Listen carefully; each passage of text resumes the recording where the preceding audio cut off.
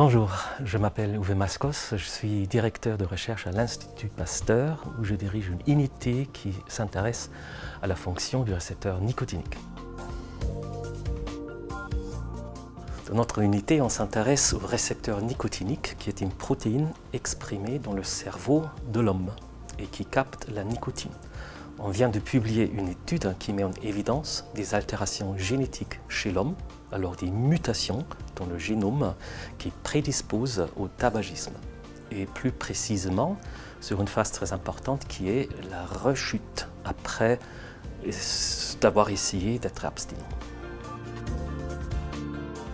Cette étude est basée sur des données qui ont été obtenues par le plan Cancer, où nos collaborateurs du Centre national de génotypage ont justement mis au point des procédures pour détecter ces mutations chez les patients atteints de cancer.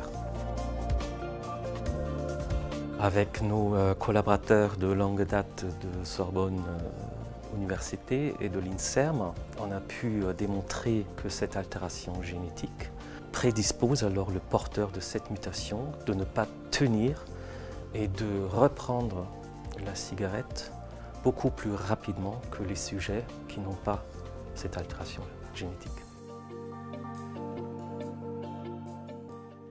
Dans un avenir proche, on va développer des médicaments qui ciblent spécifiquement cette mutation pour aider les gens porteurs de cette mutation d'arrêter leur tabac.